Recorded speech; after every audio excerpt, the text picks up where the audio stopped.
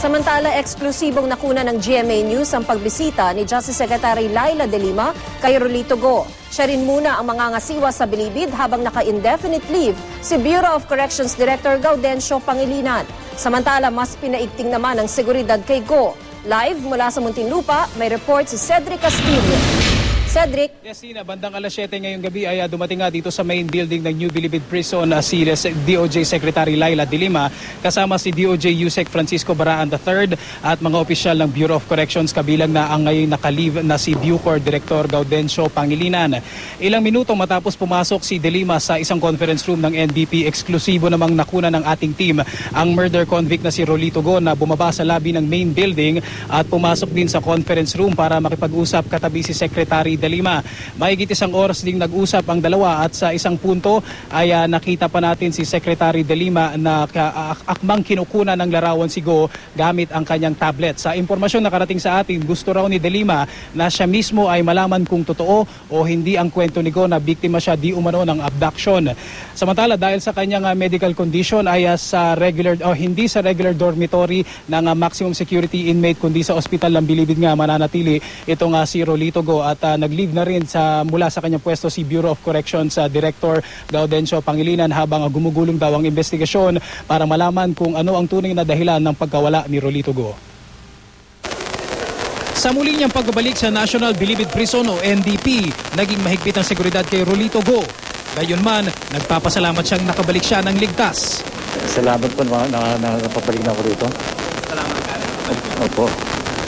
Okay, ano naman gagawin na? Ayusin ko ng kwan yung sugat ko. Tama ka. Masakit pa rin.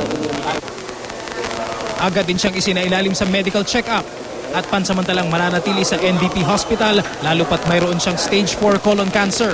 Bunsod ng insidente, malilipat na sa maximum security compound si Go pero di muna siya ipapasok sa dormitoryo habang nagpapagaling.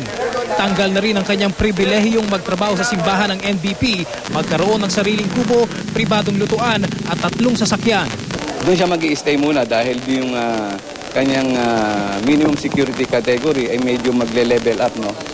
Kaya ito ay bibigyan natin siguro maximum for the time being. Hindi na rin daw papayagan ang kanyang pamangkin at nurse na si Clemence Yu na umasiste sa paggagamot kay Go. Si Yu ang kasama ni Rolito Go nang mawala ito nung Martes.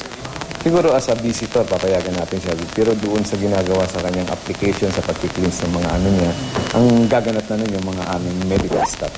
So as far as myself is concerned, for security reason, doon sa health niya, gusto ko doon muna siya mailagay sa hospital namin. Iniimbestigahan naman ng National Bureau of Investigation ang report na malayang naglalabas-masok si Go sa Bilibid. Pati ang anggulong taga-NBP ang kidnapper, titingnan din. Meron atang modus operandi dyan na meron mga parang hinaharas na mga asawa or partner ng mga inmates at mag-extort sila and attempt also to abduct them or kidnap them. A few incidents, two or three incidents. So nagiging vulnerable kasi sila.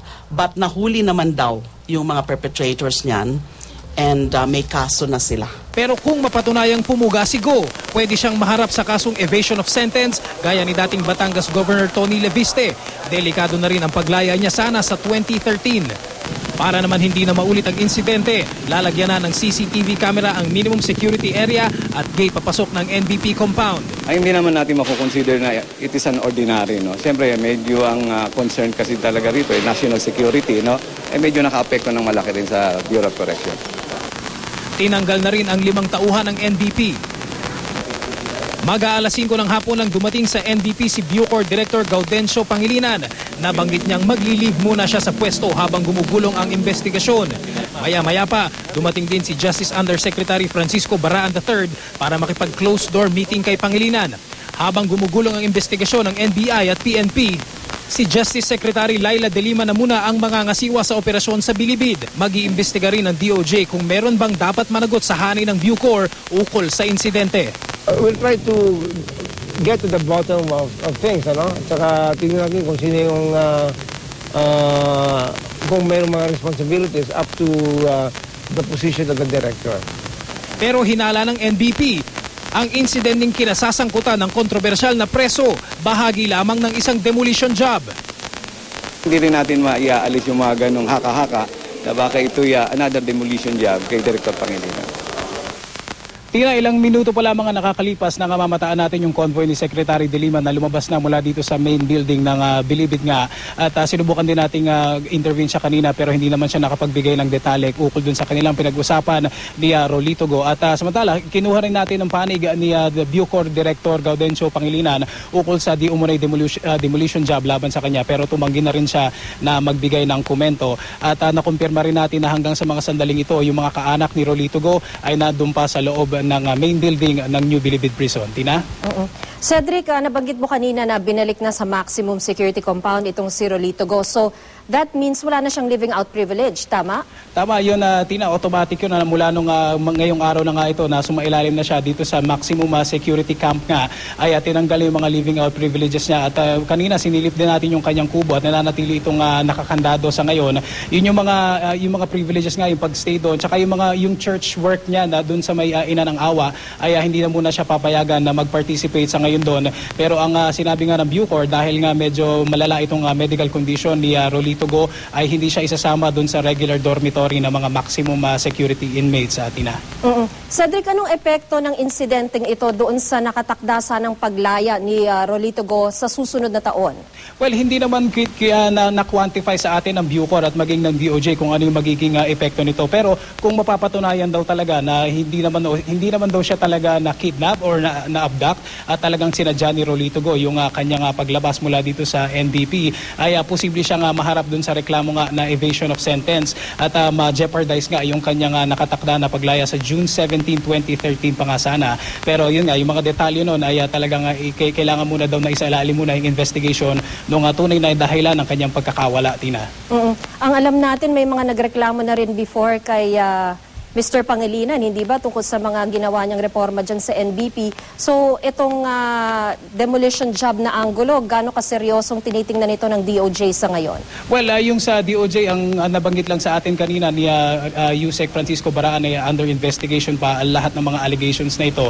Pero kung tatanungin natin yung mga opisyales ng NBP mismo dito sa loob nga ng New Bilibid, medyo affected talaga daw sila kasi kung sila nga yung tatanungin, itong mga ganitong pangyayari, hindi rin naman ito yung first time na may na-issue nga na lumabas dati yung kay dating Governor Leviste nga ang sinasabi sa atin ng mga opisyal ng NBP medyo hindi daw talaga nila maiwasan na isipin na baka nga posible na may demolition job laban kay Director Pangilinan, Tina.